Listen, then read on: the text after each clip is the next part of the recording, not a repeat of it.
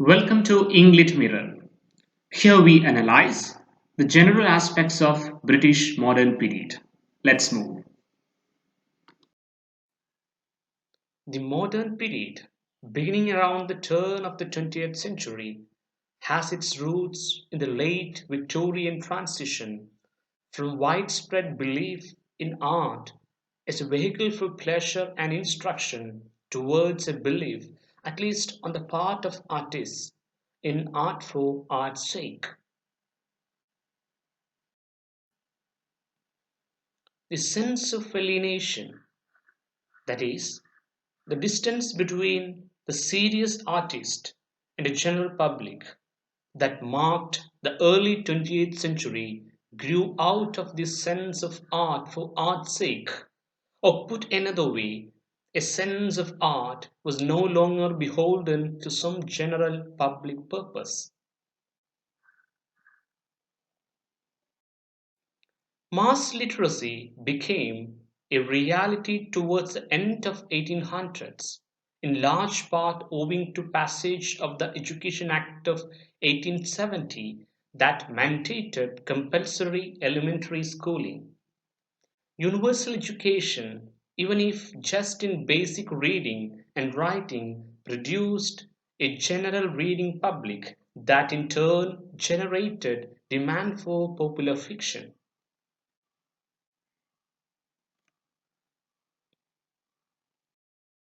A widening gulf emerged between so-called serious or highbrow art and popular or lowbrow art.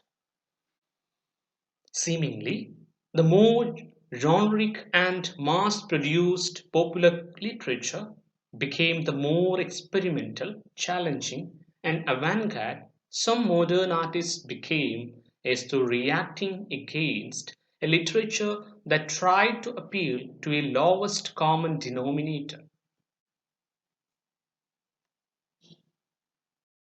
Already, by the last decades of the Victorian period, the 1880s and 1890s, authors were turning away from the optimism and triumphalism that had marked the early and mid Victorian periods.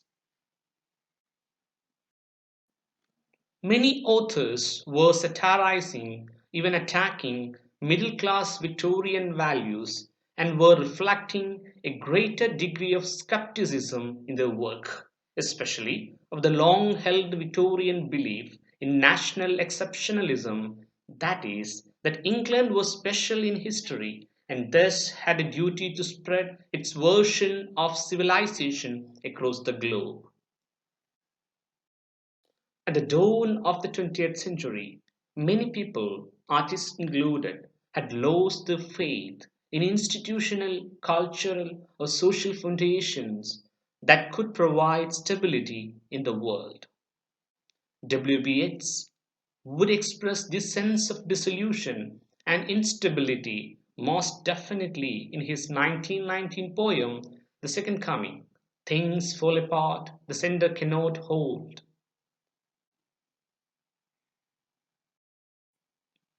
The development of psychoanalysis and of comparative mythology in the early 20th century also had a profound impact on artists of the time. Psychoanalysis challenged traditional ways of understanding human beings as fundamentally rational, decision making individuals. Comparative mythology sought basic connections between the world's various belief systems, which ultimately destabilized faith in Christianity as a singularly privileged or correct belief system.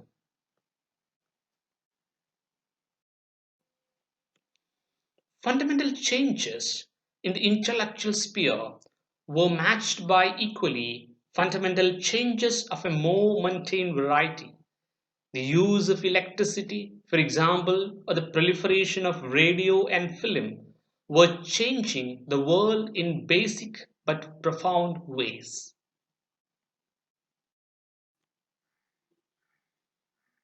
Even basic beliefs in the universal laws of mathematics were challenged by new theories of relativity and quantum mechanics, each in its way offering a radically new view of the world than what Newton had provided centuries before.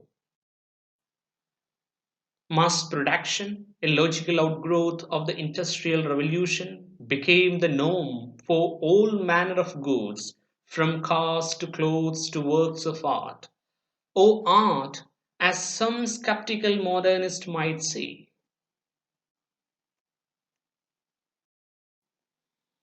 The American expatriate writer Ezra Pound provided British modernism with its paradigmatic motto, "Make it new." At this time, women were finally gaining some measure of equality, slowly but surely.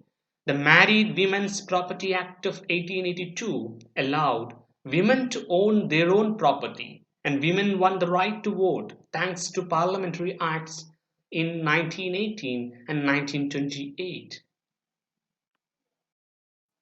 The Edwardian and Georgian periods are named for the British monarchs King Edward (1901 to 1910) and King George (1910 to 1936). The terms are generally used to indicate the time between the end of Victorian period and the beginning of the First World War, especially in reference to aspects of that pre-war period when a happy Victorian optimism seemed to be present, in contrast to the growing sense of alienation and instability that so many modernist artists expressed.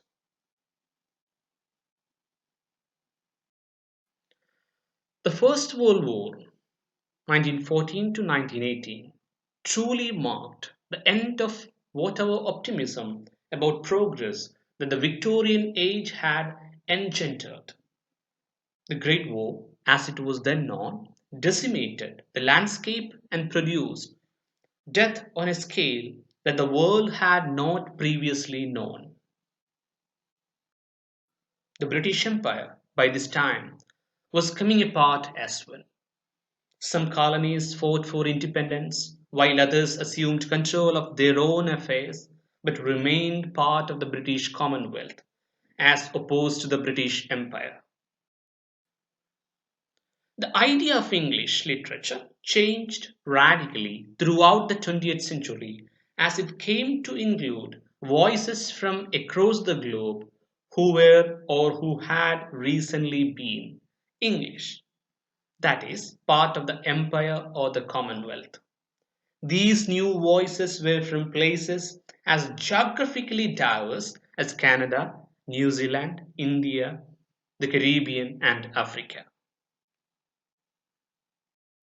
After the First World War, economic depression and unemployment led many new writers into left-wing politics, including socialism, communism, and forms of liberalism. The 1930s were known as the Red Decade. The Second World War, much like the First, took a massive toll, and it meant the final end of Britain's place as the leading world power, a mantle taken up by blocs that would emerge as the Cold War superpowers, the United States and the Soviet Union. Thank you for watching this video.